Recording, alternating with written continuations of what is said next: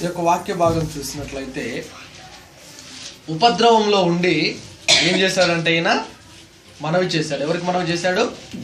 యెహోవాకి యోనా మనవి చేశాడు. చేసినప్పుడు ఈయన యొక్క మనవిని ఎవరు విన్నారు?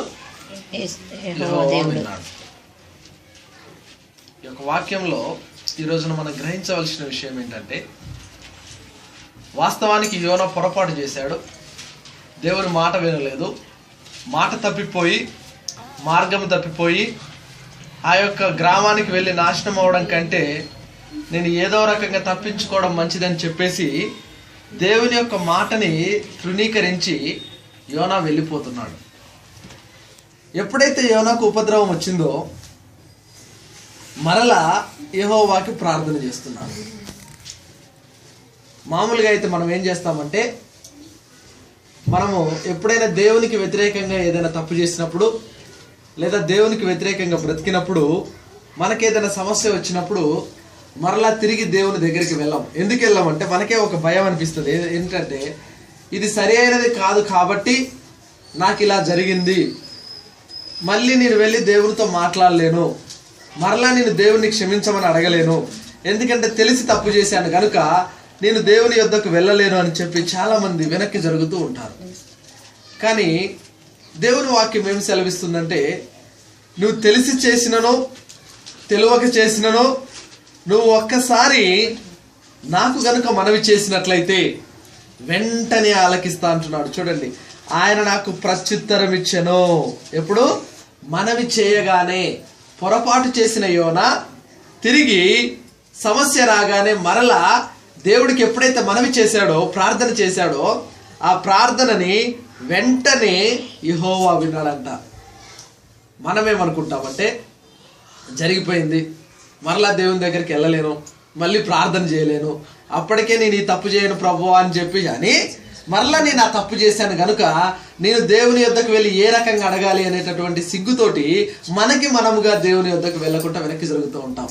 కానీ దేవుని వాక్యం ఏమి సెలవిస్తుందంటే, మీరు మనుషులు, మనం మానవులము కాబట్టి మన బ్రతుకుల్లో కొన్నిసార్లు పొరపాట్లు జరుగుతూ ఉంటాయి. అయినప్పటికీ ఎన్నిసార్లు నీవు పొరపడ్డను వెళ్ళవలసింది ఎవరి దగ్గరికాయా అంటే నీ దేవుడి యొద్దకు మాత్రమే. నీ మనవి నీ దేవుడికే చేయాలి. ఈ యొక్క మత్స్యము కడుపులో ఉన్నటువంటి యోన, ఈ చేప కడుపులో ఉన్నటువంటి యోన చేపకి చెప్పుకోవట్లే, తన అంతరాత్మకు చెప్పుకోవట్లే, అవకాశం కూడా లేదు. కాబట్టి దేవుడే దిక్కై ఉన్నాడు. లేదంటే యోన ఒక పని చేయొచ్చు, నేను చేసిన తప్పుకి నాకు శిక్ష పడింది కాబట్టి ఇక ఇంతే నా జీవితం అని యోన అక్కడికి ఆగిపోవచ్చు.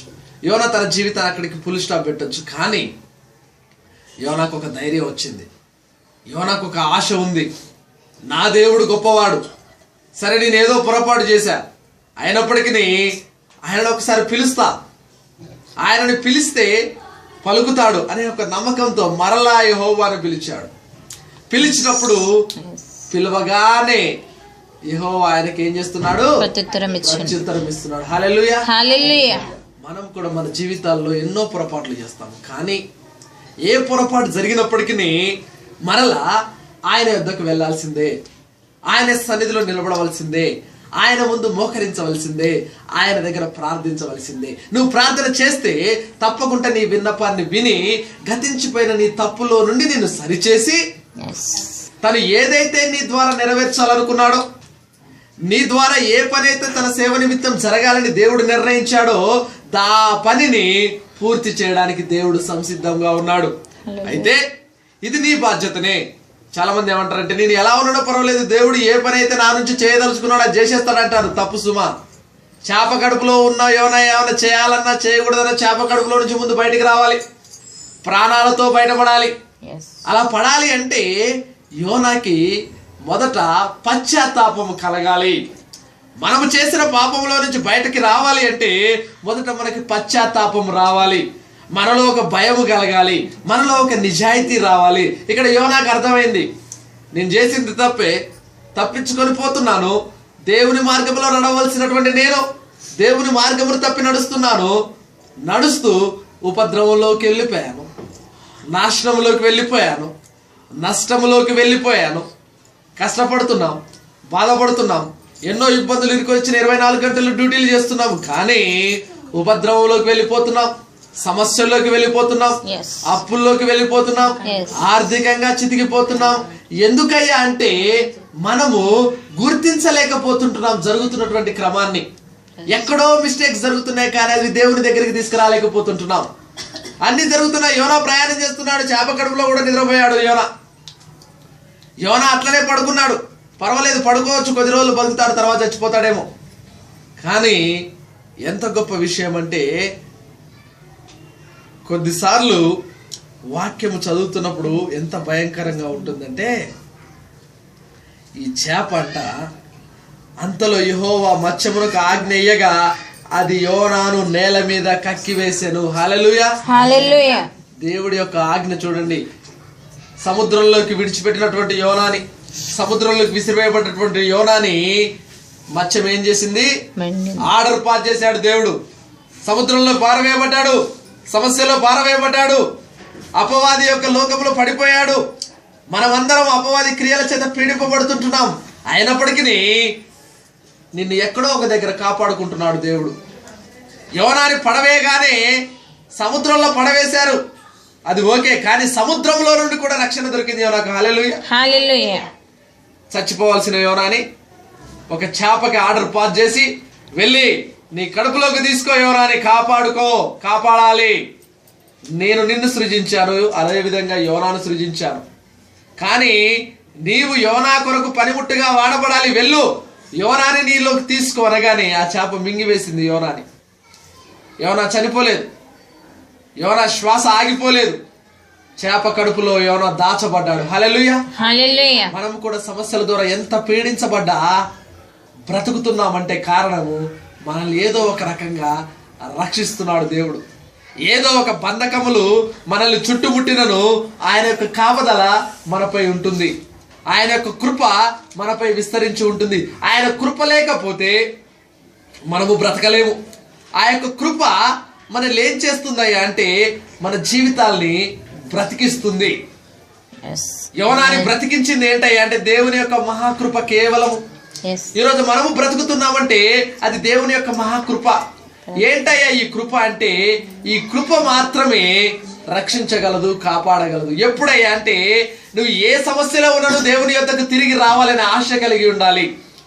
సమస్య ఏదైనా కావచ్చు, ఇబ్బంది ఏదైనా కావచ్చు. యోనా చేసింది తప్పే, పొరపాటే.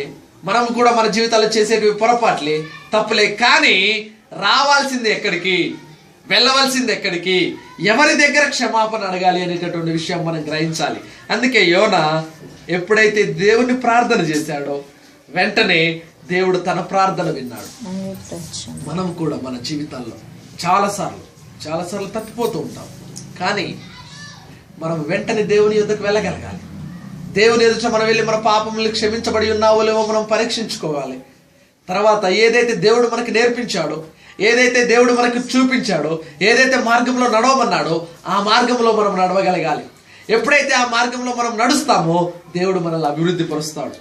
అక్కడ చూసినట్లయితే ఎప్పుడైతే యోనా దేవుని యొక్క మాటను విని ఆ యొక్క పట్టణానికి వెళ్ళాడో, నాశనము కాబోతుంది ఆ పట్టణము. చూడండి, నాశనం అయిపోతున్నాడు యోనా. నాశనం కాబోయే పట్టణానికి వెళ్ళును యోనా అంటే వామ్మ అక్కడికి వెళ్తే చచ్చిపోతానేమో అనుకున్నాడు, కానీ దేవుడు ఇక్కడనే చావును చూపించాడు. హల్లెలూయా, హల్లెలూయా. జాగ్రత్త సుమా, దేవుని యొక్క పనిలో నువ్వు ముందుకెళ్తే పోతావేమోనన్న భయం నీకు కలిగితే అది ముందే చూపిస్తాడు నీకు ఆ యొక్క బ్రతుకుని. ఎక్కడికో వెళ్తే, దేవుని యొక్క పనికి వెళ్తే నీకు సమస్య వస్తుందని నువ్వు వెళ్ళకుండా నువ్వు ఆగిపోతే, లేదా దేవుని యొక్క క్రియని చేయడానికి కానీ దేవుని యొక్క పనిని చేయడానికి కానీ నువ్వు వెనకడుగు వేస్తే గనుక నీ బ్రతుకుని అక్కడే ఒక సమస్య ద్వారా దేవుడు ఫుల్ స్టాప్ పెట్టడానికి ప్రయత్నం చేస్తాడు. కాబట్టి దేవుని యొక్క పని విషయంలో, దేవుని యొక్క సువార్త విషయంలో, లేదా దేవునికి సంబంధించిన ఏ విషయంలోనైనా సరే, దేవుని ఆరాధించే విషయంలోనైనా, దేవుని ప్రేమించే క్రమంలోనైనా, దేవుని పని విషయంలో నువ్వు అశ్రద్ధ చేసినట్లయితే మన జీవితం తెలియకుండానే చిక్కుల్లో పడిపోతుంది. అయినప్పటికీ నువ్వు దానిని గుర్తెరిగి నువ్వు బయటకు వచ్చినట్లయితే నీ ద్వారా, నువ్వు చేయబోయే పని ద్వారా ఎన్నో జీవితాలు బాగుంటాయి. యోసేపును బట్టి ఐగుప్తు దేశముని దేవుడు ఆశీర్వదించాడు. ఐగుప్తుల ఇంటినంతటిని దేవుడు ఆశీర్వదించాడు. ఎవరిని బట్టి? యోసేపును బట్టి. ఒక వ్యక్తిని బట్టి దేశమంతయు కాపాడబడింది. కారణం ఏంటంటే ఈ వ్యక్తి నిజముగా దేవుని యొక్క పనిని చేస్తున్నాడు, నిజముగా యథార్థవంతముగా పని చేస్తున్నాడు, దేవుని మార్గంలో నడుస్తున్నాడు. కాబట్టి ఈయనను బట్టి, ఈయన చేస్తున్న సేవను బట్టి, ఈయన వెళ్ళవలసిన మార్గం సరిగా వెళ్తున్నాడు కనుక ఒక దేశమే మార్చబడింది, ఒక దేశం రక్షించబడింది. ఎందుకంటే అది దేవుని కృప. మనం కూడా మన ద్వారా, మన ఇంటి ద్వారా, మన యొక్క కుటుంబం ద్వారా ఇతరులకి గొప్ప విషయం కలగాలి, గొప్ప రక్షణ కలగాలి, ఇతరులు బాగుపడాలి. అలా ఎప్పుడు జరుగుతుంది అంటే కేవలము మనము దేవుడికి మనవి చేయడానికి ఎల్లప్పుడూ సిద్ధముగా ఉండాలి. అంటున్నాడు, ఉపద్రవములో ఉండి యెహోవాకు మనవి చేశాడంట. మనము సంతోషంలో ఉన్నా చేయలేకపోతున్నాం, సమస్య వచ్చినా చేయలేకపోతున్నాం. ఎవరికి మనవి చేస్తామయ్యా అంటే తోటి వారికి మనవి చేస్తాం. కానీ దేవుని వాక్యం సెలవిస్తుంది, నీవు మనవి చేయవలసింది నీవు దేవునికి. ఎప్పుడైతే నువ్వు ఉపద్రవంలో ఉండి కూడా దేవునికి మనవి చేస్తావో ఆయన నీకు వెంటనే ప్రత్యుత్తరం ఇస్తాడు. హల్లెలూయా, హల్లెలూయా. మన జీవితంలో ప్రత్యుత్తరం మనకు కావాలి, రిప్లై మనకు కావాలి. సమస్య వస్తే పరిష్కారం మనకు కావాలి, ఇబ్బంది వస్తే పరిష్కారం మనకు కావాలి. ఎన్ని ఇరుకులు వచ్చినా పరిష్కారం దొరకాలి. ఎక్కడి నుంచి వస్తుందా ఈ పరిష్కారం అంటే కేవలం యెహోవా దేవుని యొద్ద నుండి మాత్రమే మనకి పరిష్కారం వస్తుంది. అలాంటి పరిష్కారం మనకు కావాలి అన్నప్పుడు మనం తప్పకుండా దేవుని యొక్క కృపలో ఉంచబడాలి, ఉండగలగాలి. అలా ఉన్నట్లయితే దేవుని యొక్క కృప మనల్ని వీడిపోదు. కనుక మరొకసారి దేవుడు మనల్ని హెచ్చరిస్తున్నాడు. నిన్ను బట్టి, నన్ను బట్టి మన బ్రతుకులు ఎక్కడో ఉండిపోవచ్చు, ఎక్కడో పొరపాట్లు చేసి వెనక్కి వెళ్ళిపోవచ్చు, ఎన్నో సమస్యల ద్వారా వెనక్కి జరిగిపోవచ్చు. కానీ ముందుకు రావడానికి మరలా ఒక స్టెప్ ఇస్తున్నాడు. నువ్వే కావచ్చు, నేనే కావచ్చు, మన పిల్లలే కావచ్చు, మన భర్తే కావచ్చు, మన భార్య కావచ్చు, ఎవరైనా కావచ్చు. కానీ ఒక అవకాశాన్ని దేవుడు ఇవ్వడానికి సిద్ధంగా ఉన్నాడు. లే, తిరిగి మనవిచ్చి జరిగిన వాటన్నిటిని బట్టి దేవుడి దగ్గర ఒప్పుకున్నట్లయితే దేవుడు నిన్ను ప్రేమిస్తాడు, దేవుడు నీకు ప్రత్యుత్తరం ఇస్తాడు. ఎవరి ప్రశ్నకి వారికే సమాధానం దొరుకుతుంది. అంతేకాని నీ జీవితంలో ప్రశ్నలాగా నీ బ్రతుకును ఉంచుకున్నట్లయితే నీకు సమాధానం ఎక్కడికి పోయినా దొరకదు. సమాధానం కావాలి అంటే దేవుని యొద్ద నీ ప్రశ్న విప్పాలి, నీ సమస్యను దేవుని యొద్ద ఉంచుకోవాలి. యోనాకి తెలుసు, యోనా నేను కదప్ప ఇంకెవరు ఓడు, కాబట్టి ఆయనకి ఇష్టం ఉంటే ఆయనే రక్షించుకుంటాడని యోనా చేప కడుపులు అలానే ఉంటే యోనా ఏమైపోయి ఉండేవాడు? చచ్చిపోయేవాడు. యోనా ప్లేస్లో ఇంకొకరు పోయి ఉండేవాడు. కానీ యోనా గుర్తెరిగాడు, నేనేదో తప్పు చేశా, ఎక్కడో చచ్చిపోతాను అనుకున్నాను కానీ నేనే చచ్చిపోయేటట్టున్నా, పోతే పోయింది కానీ నా బ్రతుకు, కానీ దేవుడు పని చేసే వెళ్ళిపోతా అని బుద్ధి తెచ్చుకున్నాడు. హల్లెలూయా, హల్లెలూయా. ఆ యొక్క బుద్ధి మనకి రావాలి. అయ్యో ఈ లోకంలో ఎట్టా చచ్చిపోతా, కానీ ప్రభు దగ్గరికి వెళ్ళేటప్పుడు పరిశుద్ధంగా పోవాలి అనే బుద్ధి మనకి రావాలి. ఎప్పుడైనా పోయేది, ఏదో ఒక రోజు పోయేది ఈ ప్రాణం, ఎలాగూ పోతుంది. పోయేదేదో మంచిగా పోతే కనీసం నా ఆత్మ అయినా శాంతిస్తుంది. ఈ లోకపరంగా మాట్లాడితే నీ ఆత్మ శాంతించాలంటే ఈ లోకంలో నువ్వు ఎలా ఉండాలి? పరిశుద్ధంగా బ్రతకాల్సిందే. అలా బ్రతికితేనే నీ ఆత్మకు శాంతి. శాంతి అంటే ఏంటంటే నీ యొక్క ఆత్మ దేవుని యొద్దకు చేరాలి, అది దేవుని యొక్క పరిశుద్ధ ఆలయంలో ఉండగలగాలి. అంటే నీ బ్రతుకులో నువ్వు చేసిన పాపమును బట్టి, నువ్వు చేసిన మార్గము తప్పినటువంటి ఆ యొక్క క్రియలను బట్టి నువ్వు సరిచేయబడి దేవుని యొక్క మార్గంలో ప్రయాణించాలి. ఎప్పుడైతే నువ్వు దేవుని యొక్క మార్గంలో ప్రయాణిస్తావో దేవుడు నిన్ను ఖచ్చితంగా బాగు చేస్తాడు. నీ ద్వారా ఇంకొక కుటుంబాన్ని బాగు చేస్తాడు, నీ ద్వారా ఇంకో దేశాన్ని బాగు చేస్తాడు, నీ ద్వారా ఇంకొక రాజ్యాన్ని బాగు చేస్తాడు. కేవలము మన యొక్క మనవి ద్వారా, మనం మనవి చేసే మనవిని బట్టి, మనము జరిగిపోయిన క్రియలను బట్టి, గతించిపోయిన జీవితాన్ని సరి చేసుకొని సరి అయిన మనవులు దేవుని యొద్ద ఉంచినట్లయితే వాటికి ప్రత్యుత్తరం ఇస్తాడు. వానికి ప్రత్యుత్తరం. లెటర్ రాస్తే లెటర్ రావాలి, ఫోన్ చేస్తే ఫోన్ రావాలి, ఏది చేస్తే అది రావాలంటే నువ్వు చేయాలి. మొదట నువ్వు చేయడానికి సిద్ధపడు, దేవుడు నీ జీవితంలో గొప్ప కార్యాలు చేస్తాడు. కనుక మరొకసారి దేవుడు మనల్ని హెచ్చరిస్తున్నాడు. నువ్వు ఎలాంటి ఉపద్రవంలో ఉన్నా నువ్వు సరే నువ్వు దేవునికి మొరపెట్టు, నువ్వు ఎలాంటి సంతోషంలో ఉన్నా సరే నువ్వు దేవునికి మొరపెట్టు, నీ జీవితము సరి చేయబడుతుంది. నీ ద్వారా కొన్ని కుటుంబాలు సరి చేయబడతాయి. దేవుడి వాక్యం దీవించును గాక. ఆమేన్.